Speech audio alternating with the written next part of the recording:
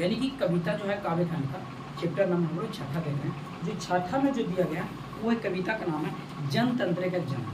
जनतंत्र का जन्म यानी जनता का जन्म। यानी आज हम लोग पढ़ेंगे कि इस कविता में क्या क्या हम लोग के साथ मतलब होता है, क्या क्या मतलब उनकी पढ़ने को मिलता है। तो कविता बहुत मस्त है, बहुत बढ़िया, हम लोग अच्छी तरीके से पढ़ते चलेंगे और याद भी करते चलेंगे। तो सबसे पहले जो जनतंत्र का जन्म है उनका जो लेखक है वो रणधारी सिंह दिनकर। कौन है बाबू? रणधारी सिंह दिनकर। तो सबसे पहले चलिए हम लोग रणधारी सिंह जी का पाठ परिचय जान लेते हैं, यानी कि जन्म कुंडली जान लेते हैं। उसके बाद हम लोग कविता में चलेंगे बारीकी तरीके से, ठीक है। तो चलिए सबसे पहले हम लोग देखेंगे क्या कि देखिए रणधारी सिंह है, निकाल लिए हैं चैप्टर रणधारी सिंह दिनकर जी का जन्म, ठीक है। तो चैप्टर अगर आप लोग निकाल लिए हैं तो आप लोग देखे रहिएगा, अभी हम लोग अति करते हैं, ठीक है। तो जे इसमें जो कहानी है इनके जन्म कुंडली में हम लोग मानिए तो निचोड़ लिए, इसको क्या कर लिए, निचोड़ लिए। और जो बनने लायक है पॉइंट्स जो एग्जाम बोर्ड में आप लोग का काम पूछा जाएगा वो हम आप लोग के लिख दिए गए, ठीक है।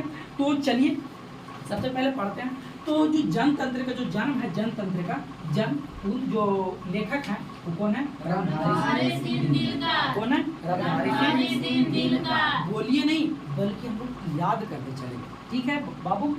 तो जनतंत्र का जन्म जो हुआ बाबू तो कौन है? रणधारी सिंह दिनकर, ठीक है। आप लोग को ऑब्जेक्टिव साइड दे दिया जाए कि जनतंत्र का लेखक किसने, कौन है? तो रणधारी सिंह दिनकर। या हो सकता है निक नेम जैसे होता है ना शॉर्ट में दिनकर जी भी दे सकते हैं, नहीं रणधारी सिंह नहीं दे सके, खाली दिनकर जी का देगा तो आप लोग दिनकर जी को टिक नहीं मार सकते हैं। चलिए आगे ये तो जो रणधारी सिंह जो दिनकर है उनको राष्ट्र कवि कहा जाता है। क्या कहा जाता है? राष्ट्र कवि। आप लोग से पूछा जाए कि इनमें से किन्हें राष्ट्र कवि को मतलब में सम्मानित है, किन्हें राष्ट्र कवि कहा जाता है, तो रणधारी सिंह दिनकर जी को कहा जाता है, रणधारी सिंह दिनकर जी को। तो राष्ट्र कवि रणधारी सिंह दिनकर जी का जो जन्म हुआ था बाबू 23 सितंबर 1908 ईस्वी। कितना होता है? 23 सितंबर 1908 ईस्वी में। 23 सितंबर 1908 ईस्वी में किनका जन्म हुआ था? रणधारी सिंह दिनकर। कब हुआ था? रणधारी सिंह दिनकर जन्म हुआ था। कहाँ हुआ था? तो सिमरिया। कहाँ हुआ था बाबू? सिमरिया, बेगूसराय बिहार में। सिमरिया बेगूसराय बिहार, यानी कि हम लोग अपने ही राज्य के थे। कहाँ के? अपने ही राज्य के थे। कौन थे? रणधारी सिंह दिनकर। आप में कौन थे? रणधारी सिंह दिनकर। सिमरिया बेगूसराय। कहाँ बाबू? सिमरिया बेगूसराय बिहार में। कहाँ? सिमरिया बेगूसराय बिहार, ठीक है। इनका जो निधन हो गया था वो निधन 24 अप्रैल 1974 ईस्वी में हो गया था। कब होता? 23 सितंबर को जन्म लिए थे और 24 अप्रैल को क्या हो गया था? निधन हो गया था। क्या हो गया था? निधन हो गया था, यानी 24 अप्रैल 1974 ईस्वी में। इनकी माता जी को जो नाम था बाबू मनरूप देवी। क्या नाम था बाबू? मनरूप देवी। इनकी माता जी का क्या नाम था बाबू? मनरूप देवी। और पिता जी का नाम था रवि सिंह। क्या नाम था बाबू? रवि सिंह। पिता जी क्या नाम था? रवि सिंह। रवि सिंह। क्या था ना बाबू? रवि सिंह। इनको प्रारंभिक जो शिक्षा जो था, शिक्षा जो यानी शुरुआती जो शिक्षा जो पाए थे वो कहाँ पाए थे? गाँव में। कहाँ पाए थे? गाँव में। चलिए ठीक है, यहाँ ध्यान दीजिए इस राति पे 1928 ईस्वी में 1928 ईस्वी में मोकामा घाट रेलवे हाई स्कूल से क्या किए थे? मैट्रिक पास किए थे। क्या किए थे? मैट्रिक पास किए थे। आप लोग से पूछा जाएगा कि 1928 ईस्वी में मोकामा घाट रेलवे हाई स्कूल से किसी ने मैट्रिक पास किए थे? तो रणधारी सिंह दिनकर ने। या रणधारी सिंह दिनकर कैसे पूछ रहा है कि रणधारी सिंह दिनकर मैट्रिक पास कब किए थे? 1928 ईस्वी में। कौन सी हाई स्कूल से पास किए थे? तो मोकामा घाट रेलवे हाई स्कूल से। हो गया। तो आप लोग तो ऑब्जेक्टिव घुरा फिरा के आगे पीछे देगा, ध्यान दीजिए, ठीक है ना। और 1932 में पटना कॉलेज से 1932 में कहाँ से हूँ? पटना कॉलेज से इतिहास से कुछ इतिहास में बीए किए थे। क्या किए थे? बीए किए। ऑनर्स पेपर इतिहास में लेकर क्या लेते? बीए किए थे। कौन किए थे? रणधारी सिंह दिनकर। बिहार विश्वविद्यालय में हिंदी में, बिहार विश्वविद्यालय के हिंदी में बाबू क्या थे? प्रोफेसर। कौन थे? रणधारी सिंह। आप लोग से पूछा जाएगा कि बिहार विश्वविद्यालय के हिंदी में हिंदी के प्रोफेसर कौन थे? रणधारी सिंह दिनकर। कौन थे बाबू? रणधारी सिंह दिनकर। भागलपुर विश्वविद्यालय में कुलपति के पद पे रहते। कौन रहते? कुलपति का पद पे कौन रहते? ब्रह्मधारी सिंह दिनकर। दिनकर जी का जितने बड़े कवि थे उतना ही समर्थक गद्यकार थे। क्या थे? गद्यकार थे। क्या थे बाबू? गद्यकार। जितने बड़े कवि भी थे ना बाबू उतना ही बड़े क्या थे? गद्यकार थे। क्या थे? गद्यकार थे। आइए इनकी कुछ प्रमुख रचना है, कुछ प्रमुख कहानी कविता लिखा गया है। आप लोग चलिए बारी बारी से देख लेते हैं। तो पहला जो दिया गया है प्राण भंग। क्या है बाबू? प्राण भंग। प्राण भंग, रेणुका, हुंकार, बाबू हुंकार, हुंकार, रसवंती, क्या था? रसवंती, कुरुक्षेत्र, रश्मिरथी, नील कुसुम, पूर्वासी। पूर्वासी में इनको पुरस्कार भी दिया गया था। ठीक है ना। परशुराम की प्रतीक्षा, हरे को हरि नाम। यानी कि आप लोग से पूछा जाएगा कि हुंकार किनकी रचना है? ब्रह्मधारी सिंह दिनकर जी का। प्राण भंग किनकी रचना है? ब्रह्मधारी सिंह दिनकर जी का। रेणुका किनकी रचना है? ब्रह्मधारी सिंह दिनकर जी का। अरे रश्मिरथी किनको रचना? ब्रह्मधारी सिंह दिनकर। कुरुक्षेत्र किनकी रचना? ब्रह्मधारी सिंह दिनकर। परशुराम की प्रतीक्षा किनकी रचना? ब्रह्मधारी सिंह दिनकर। आप लोग के ऐसा ऑब्जेक्टिव बना दिया जा सकता है। ठीक है। आगे ये इनकी कुछ काव्य है। क्या? काव्य काव्य है। क्या है? काव्य कृतियां है। तो काव्य कृतियों में मिट्टी की ओर, क्या चाहिए बाबू? मिट्टी की ओर, मिट्टी की ओर, अर्धनारीश्वर, संस्कृति की 4 अध्याय, संस्कृति के 4 अध्याय, काव्य की भूमिका, काव्य की क्या? काव्य की भूमिका, वट पीपल, शुद्ध कविता की खोज, और कितना था? दिनकर जी की डायरी। दिनकर जी की डायरी। तो दिनकर जी की जो अति था, तो दिनकर जी के संस्कृति के 4 अध्याय, संस्कृति देखिए ये है संस्कृति, संस्कृति की 4 अध्याय पे, 4 अध्याय पे क्या का साहित्य अकादमी दिया गया था। क्या दिया गया था? साहित्य अकादमी दिया गया। आप लोग से पूछा जाएगा कि दिनकर जी के साहित्य अकादमी किस रचना पे दिए गए थे? कहाँ पे? तो संस्कृत की 4 अध्याय। क्या था? संस्कृत की 4 अध्याय। या पूछा जाएगा कि संस्कृत की 4 अध्याय पे साहित्य अकादमी दिया गया था। किनको दिया गया था? दिनकर जी को। किनको दिया गया? दिनकर जी को। आइए पूर्ववर्षी देखिए यहाँ था, कहाँ चल गया? पूर्ववर्षी ये है ना, पूर्ववर्षी। तो पूर्ववर्षी पर ज्ञानपीठ के पुरस्कार दिया गया था। यही पूर्ववर्षी जो लिखे थे, कहाँ थे लिखे थे? क्या लिखे थे? तो यही पूर्ववर्षी पर लिखे गए थे। तो ज्ञानपीठ को क्या मिला था? पुरस्कार। किनको मिला था? दिनकर जी को। ब्रह्मधारी सिंह दिनकर जी को। किनको मिला था? ब्रह्मधारी सिंह दिनकर जी को। जो भी अगर हम इस पाठ में चल रहे हैं तो जो भी पाठ पढ़े तो सिर्फ ब्रह्मधारी सिंह दिनकर जी के बारे में। अब वो लिखा रहेगा माता, तो माता किनकी माता? ओ माता, अरे माता ब्रह्मधारी सिंह जी की माता की बात कर रहे हैं भाई, कोई दूसरा जी की बात, माता जी की नहीं बात कर रहे हैं। पूर्ववर्षी पर इनको क्या मिला था? ज्ञानपीठ का पुरस्कार। ये आप लोग के ऑब्जेक्टिव में दिया जाएगा कि ब्रह्मधारी सिंह दिनकर जी का किन चीज पे मतलब है, किस पे मतलब ज्ञानपीठ का पुरस्कार दिया गया था? पूर्ववर्षी पे। किस पे दिया गया था बाबू? पूर्ववर्षी पे। भारत के सरकार से पद्म भूषण से भी सम्मानित थे। कौन थे? ब्रह्मधारी सिंह। भारत सरकार से पद्म भूषण से भी सम्मानित थे। कौन थे बाबू? ब्रह्मधारी सिंह। राज्यसभा के सांसद भी रहते। आप लोग से पूछा जाएगा कि राज्यसभा के सांसद इनमें से कौन रहते? तो ब्रह्मधारी सिंह दिनकर। कौन रहते बाबू? ब्रह्मधारी सिंह दिनकर रहते। ब्रह्मधारी सिंह जो दिनकर जी थे राज्यसभा के क्या थे? सांसद भी रहे थे। दिनकर जी के उत्तर छायावाद की प्रमुख कवि थे। कौन थे बाबू? प्रमुख कवि थे दिनकर जी। उत्तर छायावाद, कौन बाबू था? उत्तर छायावाद। उत्तर छायावाद के क्या थे? प्रमुख कवि। ठीक है ना। तो इस हम लोग कविता पढ़ने जा रहे हैं, तो कविता का पहले हम लोग लेखक को पाठ परिचय पहले हम लोग जानेंगे। तो इस पाठ में है क्या कि इस समय की बात नहीं जब हम लोग के अंग्रेज गुलाम किया, मैया झुक रही है क्या रहे हैं? तो ध्यान से पूरा अच्छे से सुनिए और फिर बोलिए कि समझ में नहीं आया सर। तो उस समय की बात बताया जा रहा है कि जब हम लोग के गुलाम में बनाया गया था, तो मान लीजिए कि देखिए ये अंग्रेज है। कौन मान लेते हैं? अंग्रेज। इतना अच्छा नहीं बना बाकी फिर भी हम लोग समझ लीजिए क्या ये अंग्रेज। क्या है? अंग्रेज। आप ये सब जो है जनता है, भारत की जनता। सोचिए बाबू, जनता। सोचिए जनता कौन है? जनता।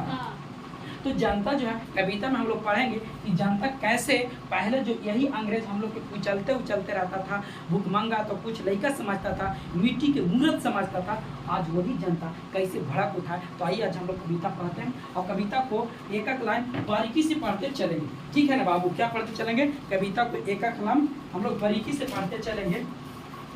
तो आइए तो हम लोग पढ़ेंगे। चलिए देखिए आप लोग निकाल लीजिए, ठीक है।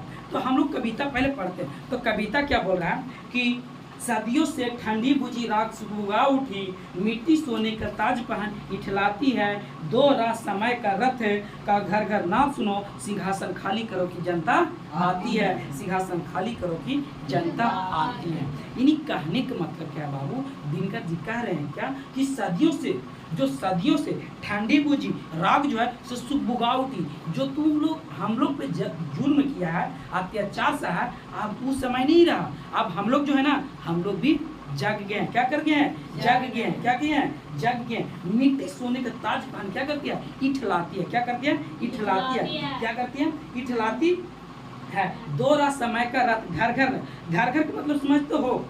कर्कश। क्या कहते हैं? कर्कश। नाद मतलब होता है आवाज। क्या होता है? आवाज। आवाज सुनो, यानी कि कर्कश आवाज सुनो, सिंहासन खाली करो कि जनता आती है। क्या करते बाबू? सिंहासन खाली करो कि जनता आती है। जल्दी तू मेरा देश से भागो, और नहीं तो फिर जनता के अभी हुंकार कभी नहीं देखा है, और नहीं तो भागो जल्दी, सिंहासन छोड़ो कि जनता आती है। यानी कौन कह रहे हैं? रमधारी सिंह दिनकर कह रहे हैं। कौन कह रहे हैं बाबू? रमधारी सिंह दिनकर कह रहे हैं। रमधारी सिंह दिनकर यही कह रहे थे कि सदियों की ठंडी बुझी राख सुबह उठी, मिट्टी सोने के ताज पहन इठलाती है, दो रात समय के घर घर नाम सुनो, सिंहासन खाली करो कि जनता आती है। कोई दिक्कत? चलिए ठीक है, आगे चलते हैं। आगे बोल रहे हैं क्या कि जनता हाँ मिट्टी की अबोध मूर्ति वही, जाड़े पल्ले की अति कसक सदा सहने वाली, अब अंग अंग से लगे सप जो चूस रहे, तभी न कभी कुछ तभी न कभी मुंह खोल के दर्द कहने वाली। यानी कि तू सोच रहा है कि वही भारत की जनता है, वही भारत की जनता है जो मिट्टी के मूर्त समझते हो। क्या समझते हो? मिट्टी के मूर्त, जो जैसे मिट्टी के मूर्त न उसको ठंडा लगता है, न उसको जाड़ा लगता है, न गर्मी, उस प्रकार तू भारत की जनता के तू समझ लिया है कि अबुध बोल रहे हैं मिट्टी की अबुध मूर्ति वही, जो तू पल भर में मतलब मैंने कि जाड़े पाले की कसत सदा सहने वाली। जैसे मैंने कि मिट्टी की जो मूर्त है बाबू, जैसे जाड़ा पाला उसको कुछ नहीं लगता है, मिट्टी की मूर्त लगता है? नहीं लगता। उसी प्रकार के भारत की जनता के समझिए उसको कुछ नहीं लगता है। अब अंग अंग में सांप हो चूस रहे हैं, तभी कभी न मुंह खोल दर्द कहने वाले। अब भारत की जो जनता है अब वो नहीं रहा, भारत की जनता बहुत परिवर्तन हो गया। आप जो तू कहेगा वो नहीं होगा, तो नहीं होगा। तो इसलिए बाबू जितना जल्दी कहा जा रहा है कि जल्दी यहाँ जितना जल्दी बोरिया बिस्तर बांध लो और यहाँ से निकल लो, ना तो जनता आ रही है, जनता आ रही है, आती है। आगे चलिए, आगे बोला जनता हाँ लंबी बड़ी जीभ की वही कसमें, जनता सचमुच ही बड़ी वेदना सहती है, सो ठीक मगर आखिर इस पर जनमत क्या है प्रश्न ढूंढ, जनता इस पर क्या कहती है, इस पर क्या कहती है। यानी कहता है, लेखक कह रहे हैं क्या, यानी कवि जी कह रहे हैं क्या कि जनता हाँ लंबी बड़ी जीभ वाली कसम, जनता सचमुच वही बड़ी वेदना सहती है। हाँ वेदना सहती है। क्या करती? वेदना सहती है। जो हाँ बड़ी तो लंबे लंबे जीव बोल के कसमें दिया करता था, और बड़ी तो हम लोग के क्या कर दिया, जनता को वेदना सहाया नहीं। क्या किया? वेदना सहाया कि हम ऊ कर देंगे तो हम ई कर देंगे, हम ऊ कर देंगे। बहुत लोग तुम लोग जनता को क्या बनाया? मूर्ख बनाया। क्या बनाया? मूर्ख बनाया। जैसे एक एग्जाम्पल में हम लोग ऐसे ले सकते हैं कि जैसे कह सकते हैं कि कोई इलेक्शन में हम लोग मिलकर जिता देते हैं। क्या करते हैं? जिता देते हैं। 5 साल के लिए जिताते हैं ना। पर वो लोग हम लोग को बहुत बड़ा कसमें देता है कि हम ई कर देंगे तो हम लोग वो कर देंगे, सबको विधवा पेंशन बना देंगे, तो सबको आवास दे देंगे, सबको नली गली दे देंगे। नहीं, बाकी कुछ नहीं। यानी कि हम लोग को बड़ी सहाते रहता है। क्या करते रहता है? सहाते रहता है कि सब तो क्या है, जनता से तो मूर्ख है। क्या है? मूर्ख है। जो मन में आता है सो कीजिए, जो मन में नहीं आता से न कीजिए। उन लोग कोई जनता कुछ बोलने वाला नहीं है। जो मन में आता है से कर दीजिए। क्यों ओखने के कुछ उसमें उन लोग मन में थोड़ा कुछ आ रहा है, आएगा तब है ना कुछ। उन लोग तो सब भाई मूर्ख है। ये समझता है कौन? भाई बड़े बड़े लोग। कौन कर रहे हैं? बड़े बड़े लोग। आइए आगे चलते हैं। मानो जनता हो फूल जिसे एहसास नहीं, जब चाहो तब उतार सजा लो दोनों में, अथवा कोई दूध मुही जैसे बह लाने की, जंतर मंतर सीमित हो चार खिलौने में। यानी कि कहने का मतलब है बाबू, कवि जी कह रहे हैं क्या कि मानो जैसे तुम लोग के आगे, जैसे मान लो कि जैसे भारत की जो जनता है तुम लोग की जैसे फूल है, सोचिए फूल है, जब चाहो तोड़ लो और जब चाहो उसे सजा लो, और जब नहीं जैसे मान लो सजा लेते हैं और फिर फूल के क्या कर दो, हटा दो, फेंक दो, क्या कर दिया जाता है, फेंक दिया जाए। चाहो जैसे छोटा दूध मुही, जैसे दूध में छोटा बच्चा समझता है कि जैसे दूध बच्चा रोते रहता है ना, दूध के बोतल धरा दो, दूध तो बच्चा चुप हो जाता है, नहीं ये समझ लो छोटा बच्चा है, 4 खिलौना दे दो, तुम बोले बबू तुम्हें क्या चाहिए, तो हमें खिलौना चाहिए, हाथी चाहिए, हाथी ला के दे तो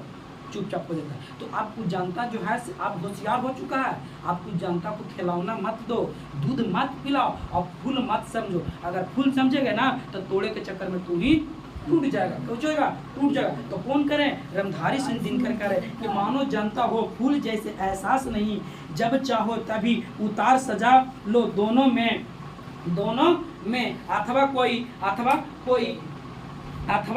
कोई दूध मुही जैसे बहलाने की जंतर मंतर सीमित के चारों ओर खिलौनों में, खोज में खिलौनों में। तो आपको जमाना चल गया कि जैसे तो छोटा बच्चा है, छोटा बच्चा दूध लरोगा तो तू दूध पिला दोगे, छोटा बच्चा खिलौना के लिए तो खिलौना दे दोगे। आपको जनता नहीं है, दूध और खिलौना से मानने वाला नहीं है। जल्दी सिंहासन खाली करो कि जनता आती है। कौन कह रहे हैं,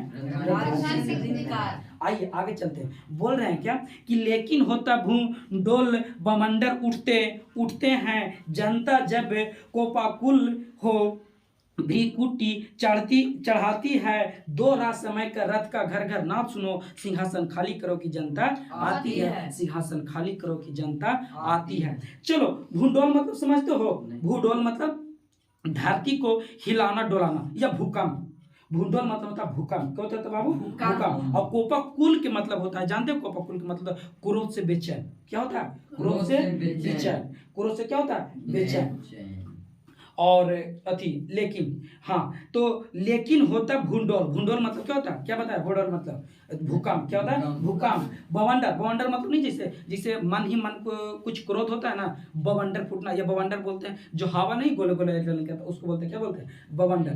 तो लेकिन होता है अति भूडोल बवंडर उठते हैं, मन में क्या, बवंडर उठते हैं, जनता कोपाकुल की भ्रिकुटी चढ़ाती है, भ्रिकुटी क्या करती है, चढ़ाती है, क्या करती है, चढ़ाती है। और दो रात समय का रथ का घर घर नाथ सुनो, सिंहासन खाली करो कि जनता आती है, क्या करती है, आती है। अब जो जनता है, भारत की जो जनता वासी है, उनके मन में यानी कि भूकंप आ रहा है, बवंडर फूट रहा है, और उनको लग रहा है कि क्या से क्या कर देंगे। तो इसीलिए भैया जल्दी कहा जा रहा है कि जल्दी सिंहासन खाली करो, ना तो जनता आती है। जितना जल्दी बोरिया बिस्तरिया बांधो, और नहीं तो फिर यहाँ से जल्दी घसको, नहीं तो क्या करें, जनता आ रहे हैं। कौन कह रहे हैं बाबू, रमधारी सिंह दिनकर कह रहे, क्या कह रहे, रमधारी सिंह दिनकर कह रहे। तो इस अथी भी समझ गए, कविता के भी समझ के लिए। लाइन के आगे चलिए क्या बोल रहा है, हुंकार से महलों की नींव उखड़ जाती सांसें के बदले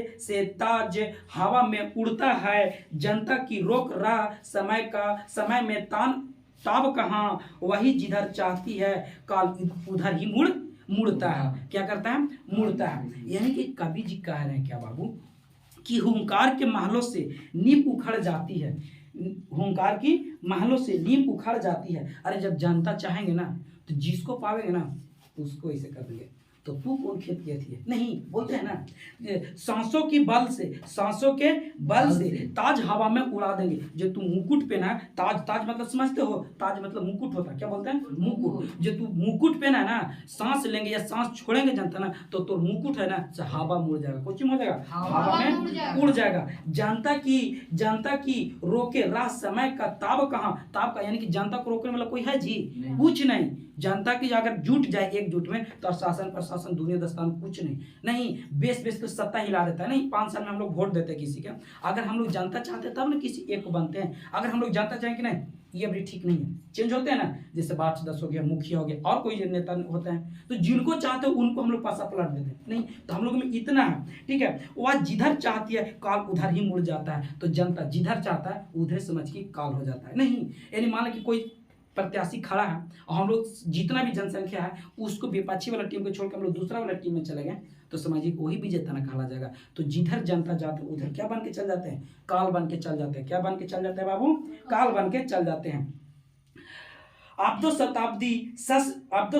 शताब्दियों सशस्त्र शब्द अंधकार अंधकार बीता बीता बीता गवाच अंबर के दहके जाते हैं, यह और नहीं कोई जनता का स्वप्न अजय चित्रे चिरते चिरते चिरते तिमिर का बच्चे उमड़ते आते हैं।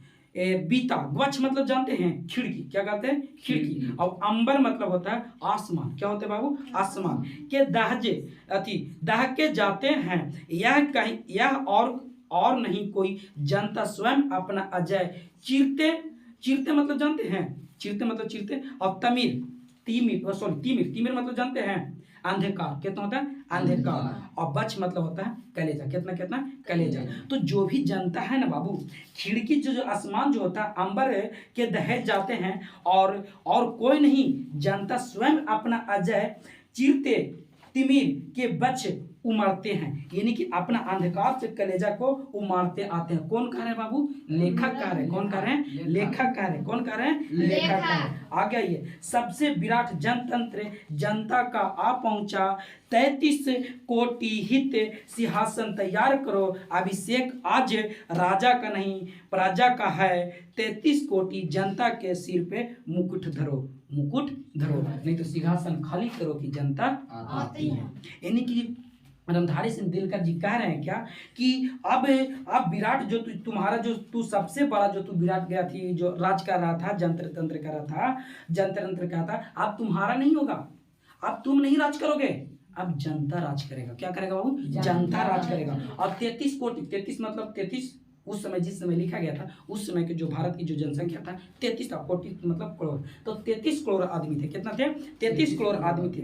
और आज 33 करोड़ हित सिंहासन खाली करो, अब तू नहीं राज करोगे, अभी 33 करोड़ों का ही राजपाट है। किसको है, 33 करोड़ों का क्या है, राजपाट है। और अभिषेक अब तुम्हारा नहीं होगा, अब 33 करोड़ यानी कि प्रजा का होगा, यानी किसको होगा, जनता का होगा। क्या होगा, जनता का होगा। अब 33 कोटि जनता को सिर पे क्या करो, मुकुट करो। अब मुकुट तुम अब नहीं, अब तुम रहने के लायक नहीं हो, अब मुकुट किनको पर शोभा देगा, जनता पर, जनता पे शोभा देगा। किस पे देगा बाबू, शोभा पे। कौन कह रहे थे, रमधारी सिंह दिनकर जी बोल रहे थे कि अब तो यहाँ जगह कुछ नहीं है, अब 33 जो कोटि यानी कि 33 करोड़ जो जनता है, अब उनके लिए सिंहासन क्या कर दो, खाली कर दो, न तो बवंडर अब लेके आ रहे हैं, बवंडर मचाते आ रहे हैं। अब बवंडर मचा दिए तो तू संभालने वाला भी कोई नहीं है।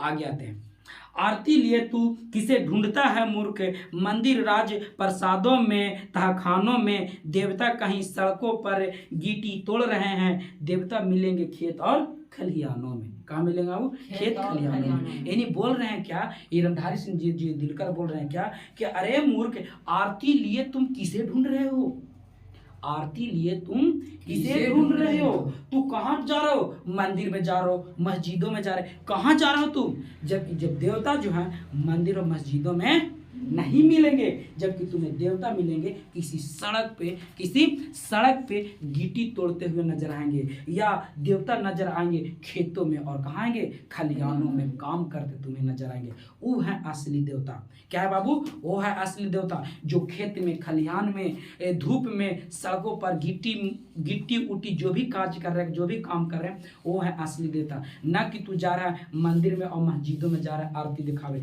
जहाँ जितना जा रहा है तू सारा क्या है, बेस्ट है। क्या बाबू, बेस्ट है। इससे तुम्हें कोई फायदा नहीं होता। अगर तुम किसी गरीब को तुम मदद कर देता है, किसी लाचार को मदद करता है, किसी अथी को मदद करता है, तो वो तुम्हें क्या है, लाभदायक है, यानी कि तुम्हारा क्या है, फायदा। और बात सही बात, जो किसान जो होते हैं ना, किसान किसी देवता से कम नहीं है, किसान देवता से कम नहीं है।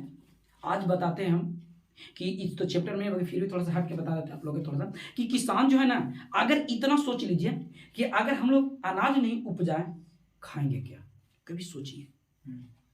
लाखों, हर कोई आदमी सोचता है, माँ बाप कि मेरा बेटा किसान नहीं बनेगा, हर कोई सोचता है कि मेरा बेटा डॉक्टर, मास्टर, इंजीनियर, बड़ा पोस्ट पर बनेगा। कोई किसान बनाना नहीं चाहता है, कोई नहीं बनाना चाहते।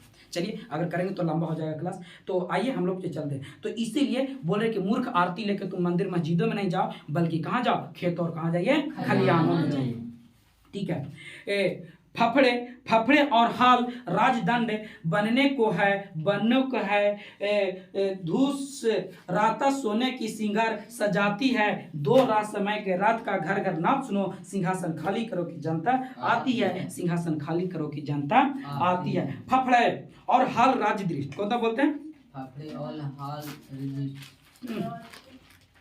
तो राजदंड मतलब समझते हैं, राज अधिकारी शासन करने का अधिकार, क्या बोलते हैं? शासन करने का अधिकार। और धूसरता मतलब होता है मट लैपापन, क्या बोलते हैं? मैलापन, मैलापन क्या बोलते हैं? मट लैलापन बोलते हैं, क्या बोलते हैं? मट लैलापन बोलते हैं, मैलापन बोलते हैं। तो फफड़े जो और हाल राजदंड तू बनाने को है, जो भी नहीं बोलते राजदंड जो बनाने के है, और मैलापन सोने का सिंगार सजाती है, और दो रात समय का रथ का घर घर नाच सुनो, और सिंहासन खाली करो की जनता आती है, सिंहासन खाली करो की जनता आती है। तो अगर यही कहानी था, जनता को बारे में, प्रेरणा के बारे में बताया जाता है बाबू, जनता के हालत के बारे में बताया जाता है। और बता रहे हैं कौन? रणधारी सिंह जी दिलकर जी बता रहे हैं क्या कि इस कविता में जैसे राजा भी इसमें कुछ व्याख्या किया जाता है। देखिए ये राजा जैसे अंग्रेज लोग हो गया, या राजा लोग कह सकते हैं, या हम लोग जैसे सत्ता को नहीं होता है 5 साल वोट दे दीजिए निश्चिंत हो जाते हैं, यानी इनको बारे में बताया जाता है। और अपने राज करता है और जनता को कीड़ों मकोड़ों की तरह रौनते चलता है। नहीं, आप 5 साल दे दीजिए, अब उसका पीछे हम लोग दौड़ते चलते हैं ना। उसी प्रकार अंग्रेजों ने हम लोग को रौनता बहुत चला था। क्या चला था? रौनता बहुत चला था। तो वही बोले थे कि अब भारतवासी क्या हो गए? बदल गए हैं, अब मन में भूमंडल फोड़ लिए हैं। तो जल्दी, जितना से जल्दी है बोरिया बिस्तारा बांधो, और न तो फिर समझ लो कि क्या होने वाला है। ठीक है, तो शायद आप लोग की क्लास अच्छा लगा होगा। और अगर पॉइंट के फिर अगर आप लोग के पास किताब है तो फिर पढ़ते चलिएगा, और समझ के पढ़ते चलेंगे। तो आशा करता हूँ कि इस वीडियो आप लोग को जरूर अच्छा लगा होगा, और एक क्लास भी आप लोग जितना भी है बच्चे इस याद करते जाइए, और जितना भी ऑब्जेक्टिव बनेगा ना, सारा का सारा ऑब्जेक्टिव यही बैच से बनेगा। ठीक है ना। तो जहाँ भी ये नहीं कह सकते कि ये सब नहीं दिया गया, ये सब ऑब्जेक्टिव गेस में नहीं दिया। अगर ढूंढेंगे तो सबको यही है, ऑब्जेक्टिव पॉइंट लिख दिया गया कि आप लोग के आगे पीछे कर करके आप लोग के पूछेगा। तो आप लोग तैयार रहिए, कैसे भी पूछे आप लोग विवेचक अति कीजिएगा। ठीक है, तो आप लोग को सब्जेक्टिव रहेगा, सब्जेक्टिव दिखा दिया जाएगा, सब्जेक्टिव बता दिया जाएगा। तो इस बार कम से कम पूरी एकदम जोड़ पूरे एकदम जम के लगा दिए, और 4 महीना मानिए तो 4 महीना टाइम है, और 4 महीने पूरे जम को पढ़िए, पूरे एकदम समझिए, पूरा जान झोंक दीजिए। तब जो आप लोग सोचा हुआ काम है वही आपको पूरा होगा। नहीं तो फिर क्या कीजिए, टाइम वेस्ट। जम को पूरा मेहनत कीजिए, जम के 4 महीना चाहिएगा ना, तो आप पूरी चेंज कर दीजिएगा। तो ठीक है, तो शायद आज का क्लास अच्छा लगा होगा। तो thank you, all the best. आज के लिए